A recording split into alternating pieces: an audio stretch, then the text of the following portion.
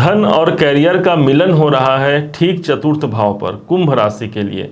आज इसी बात को हम समझने जा रहे हैं कि मंगल और गुरु का मिलन जब होगा ठीक आपके चतुर्थ भाव पर, तब कौन कौन से कार्य हमारे संतुलन की ओर आगे बढ़ेंगे। इसी बात की सार्थकता को सिद्ध करते हुए ये वीडियो आपके समक्ष उपस्थित है। जानते हैं कि वास्तव में होना क्या है। ध्यान दीजिएगा, 12 जुलाई सन 2024 का वो दिन होगा जिस दिन मंगल का गोचर परिवर्तन ठीक तीसरे भाव को छोड़ करके चतुर्थ भाव पर हो जाएगा और ये प्रभाव रहेगा 26 अगस्त 2024 तक के। वास्तव में 1.5 साल बाद 1.5 महीने के लिए मंगल का ये गोचर होगा। एक ऐसा गोचर होगा जहां पर दो एनर्जी एक संग मौजूद होंगे। एक तो देवगुरु बृहस्पति स्वयं पहले से ही विद्यमान है, अब उनका साथ देने के लिए सेनापति ग्रह मंगल का आगमन हो जाता है। गुरु जो कि भाग्य है और मंगल जो कि हमारी हिम्मत है, अर्थात भाग्य और हिम्मत दोनों का समावेश हमको प्राप्त होता है हमारे चतुर्थ भाव पर। देखा जाए तो यही देवगुरु बृहस्पति वो ग्रह बनते हैं जो आपके इनकम, आपके लाभ के स्वामी बनते हैं। तो वहीं पर मंगल एक ऐसे ग्रह हैं जो आपके वित्त मंत्री बनते हैं। दोनों का समावेश होना कुछ विशेष परिस्थिति में हमें उत्पन्नता की ओर, अर्थात प्रखरता की ओर जरूर ले जाता है। समझते हैं कि वास्तव में इसका प्रेडिक्शन क्या निकल करके आता है। इस समय पर चतुर्थ भाव जागृत होगा। चतुर्थ भाव वो स्थान हो गया जहां पर मंगल और गुरु विद्यमान है। यदि भूमि संबंधी कोई हम कार्य करना चाहते हैं या रियल एस्टेट से जुड़ा हुआ हम कार्य करते हैं तो मंगल यहां पर स्वयं भूमि पुत्र कहा गया है शास्त्रों में। धरती का पुत्र है मंगल और इसी कारण से इसका चतुर्थ भाव पर होना, कोई प्रॉपर्टी से जुड़े हुए कार्य यदि अधूरे पड़े हैं, यदि उसमें कोई विवाद की स्थिति है, उससे हम बाहर निकल पाते हैं। वास्तव में मंगल की दृष्टियां जहां पर पड़ती है वहां पर सुरक्षा की भावना जागृत होती है। वो स्थान हमारा प्रोटेक्टर के रूप में कार्य करता है। मंगल के पास एक ऐसी एनर्जी है, वो जहां पर भी आपके जन्म पत्रिका में बैठे हैं उस स्थान को भी देख लीजिए, हमेशा आपकी एनर्जी वहां रहेगी। और आज हम चूंकि गोचर को समझ रहे हैं तो आपकी एनर्जी कहां चली गई? अपने परिवार की ओर, अपने घर की ओर, अपने प्रॉपर्टी की ओर आपकी सबसे ज्यादा इस समय पर एनर्जी महसूस आप करेंगे। चूंकि मंगल की जो चतुर्थ दृष्टि है, 1 2 3 4 चतुर्थ दृष्टि से ये देख रहे हैं सीधे सप्तम भाव को। सप्तम भाव वो स्थान हो गया जो आपके दाम्पत्य जीवन का होता है। सप्तम भाव वो स्थान हो गया जो दसम भाव से दसम भाव होने के कारण आपके कैरियर को रूल करता है। इसलिए व्यावसायिक दृष्टिकोण से ये एक महत्वपूर्ण समय हो गया। मंगल के पास वो एनर्जी है कि आपकी वो एनर्जी कहाँ लग रही है? तो आपके बिजनेस, आपके व्यापार में लग रही है। अब यही एनर्जी लग गई दाम्पत्य जीवन में, इसलिए दाम्पत्य जीवन भी इस समय पर प्रखरता को प्राप्त होता है। ध्यान रखने की आवश्यकता भी रहेगी कि दोनों पति पत्नी मिल करके किसी प्रकार से कोई युद्ध की स्थिति न बनाने पाए, क्योंकि यहाँ पर मंगल एक तरफ से युद्ध और झगड़े का कारक भी होता है। इसलिए अपने दाम्पत्य जीवन को हमको सुरक्षित रखने की आवश्यकता भी इस समय पर पड़ेगी। अब इसी मंगल के पास एक 7वीं दृष्टि होती है। 7वीं दृष्टि से ये सीधे देख रहे हैं दसम भाव को, जहां पर 8 नंबर की राशि है। बता दें आपको कि 8 नंबर जहां पर वृश्चिक राशि है, 8 नंबर जो कि कुंभ राशि से ठीक दसम भाव है, वो स्थान मंगल का अपना घर है और अपने ही घर को देख रहे हैं, और जो कि आपके कैरियर का स्थान होता है। इसलिए इस समय पर कर्म क्षेत्र से जुड़ा हुआ एक महत्वपूर्ण डिसीजन सामने जरूर आता है। एक नए कार्य की शुरुआत इस समय पर आप कर सकते हैं। कोई ना कोई कहीं आपने कुछ काम किया है, उसका रिजल्ट सामने नहीं आया है, उसके रिजल्ट आने की संभावना यहां मजबूत होती है। कोई एग्रीमेंट होना, कोई डीलिंग होना यहां पर संभावित होती है, क्योंकि सप्तम भाव यहां प्रभावित तो है ही और साथ ही साथ यहां पर दसम भाव भी प्रभावपूर्ण स्थिति को प्रदर्शित करता है।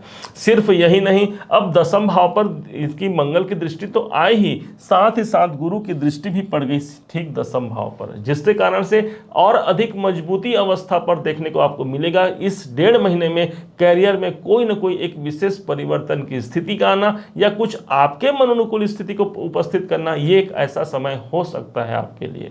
अब मंगल के पास एक दृष्टि और होती है और वो होती है इनकी 8वीं दृष्टि, जो जा रही है आपके इनकम भाव पर। देखा जाए तो ये इनकम भाव पर मंगल की दृष्टि का होना मतलब आपकी एनर्जी, आपका हिम्मत अपने लक्ष्य की प्राप्ति की ओर सबसे ज्यादा रहेगा। आप अपने काम में इस समय पर उपस्थित उपस्थित होकर के सबसे ज़्यादा अपने आप को एनर्जिक महसूस होंगे करेंगे। आप कहीं भी रहें, आपका मन इस समय पर आपके कर्म क्षेत्र पर सबसे ज़्यादा लगने वाला है। यही है इसके 7वीं दृष्टि और 8वीं दृष्टि का प्रमाण, जो एक परिवर्तन को प्रदर्शित करता है। माना जाता है मंगल के पास ही एक ऐसी दृष्टि है जो कि 8वीं दृष्टि है और किसी ग्रह के पास नहीं है। इसी कारण से इनकी 8वीं दृष्टि एक परिवर्तनकारी स्थिति को प्रदर्शित करता है, बदलाव को दिखाता है। यदि मुझे मनोनुकूल लाभ नहीं मिल पा रहा है, मेरी कामनाओं की सिद्धि नहीं हो पा रही है, तो वहां मुझे चेंज दिखेगा, बदलाव दिखेगा। यही है मंगल की 8वीं दृष्टि का शुभ परिणाम जो मिलने वाला है। अब कुछ हमें ध्यान भी रखने पड़ेंगे, क्योंकि मंगल के पास लड़ाई भी है और 8वीं दृष्टि है। अब यहां पर ध्यान देना होगा, आपके यदि बड़े भाई हैं या आपके कोई चाचा हैं, उनके साथ रिलेशन को यहां पर सुधार करके रखने की आवश्यकता भी हमको महसूस होते हुए देख सकते हैं हम। अब समझते हैं गुरु को। भाई गुरु की बात हमने क्यों की, ध्यान दीजिएगा।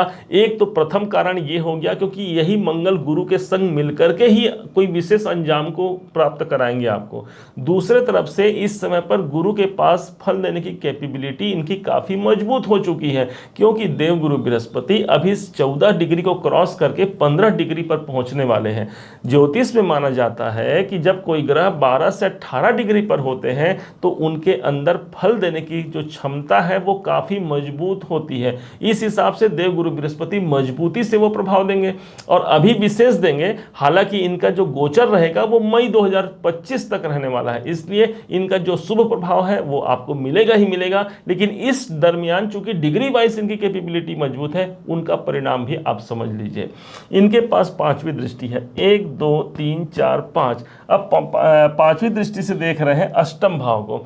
अष्टम भाव वो स्थान हो गया जो कि मेरे रुकावट, मेरे तनाव, मेरे परेशानियों का होता है। गुरु की दृष्टि मानी जाती है गंगा जल के समान पवित्रता रखते हैं देवगुरु बृहस्पति। अर्थात कोई रुकावट, कोई बाधाओं का सिचुएशन बना भी है तो इस समय इनकी डिग्री बढ़ चुकी है, इसलिए उस बाधाओं से लड़ने के लिए मुझे वो साथ देंगे और साथ ही साथ गुरु अर्थात ईश्वरीय कृपा भी वहां पर काम करेगी। यदि आप रिसर्चर हैं, यदि आप गुप्त साधनाओं में रत रहते हैं तो ऑलरेडी ये स्थान मजबूत हो गया। देखा जाए तो यहाँ पर मोक्ष त्रिकोण का स्थान सबसे बड़ा एक्टिवेशन में आ रहा है, जहां पर गुरु और मंगल दोनों बैठे हुए हैं। अर्थात कोई प्रॉब्लम है वो इस समय पर मोक्ष हो सकता है, हमसे दूर जा सकता है। साधना इत्यादि के दृष्टिकोण से भी ये आपका सपोर्ट करता है। अब गुरु के पास जो 7वीं दृष्टि है, तो हमने कहा कि कैरियर के दृष्टिकोण से मंगल के संग संग गुरु भी आपके सपोर्टिंग हो गए।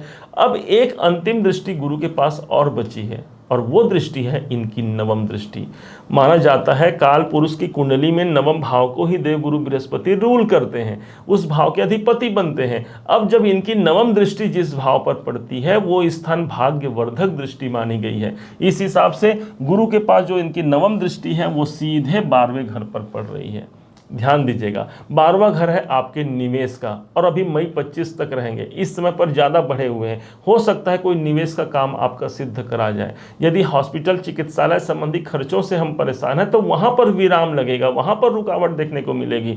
अब यही स्थान है आपके मेडिटेशन का, आपके ध्यान का। इस समय पर ज़्यादा अपने ईश्वर के प्रति आप आसक्त हो सकते हैं, अपने ईश्वर के प्रति आपकी ज़्यादा लालसा बढ़ सकती है, उन पर आपकी विश्वास अटल हो सकती है। होता है कभी कभी हम लाख पूजा पाठ धर्म कर्म करते हैं, लेकिन प्रतिफल हमें जब प्राप्त नहीं हो पाता ना, तो हमारी आस्था निर्बल हो जाती है, कमजोर हो जाती है। लेकिन यही आपको हारना नहीं है, क्योंकि इसी के आगे ही हमें सफलता प्राप्त होता है। और यही कारण है कि गुरु की दृष्टि अभी पूरे साल भर तक आपके ठीक 12वें घर पर होगी, जो आपकी निष्ठा की प्रबलता को सिद्ध करते हुए कुछ अच्छी निर्भरता, कुछ अच्छी उपयोगिता आपके जीवन पर भी ये कायम करा जाता है। देखा जाए तो हमारे जीवन को सफल बनाने के लिए 5 तत्वों की आवश्यकता पड़ती है। शास्त्र कहता है क्षिति जल पावक गगन समीरा पंच रचित यह अधम शरीरा।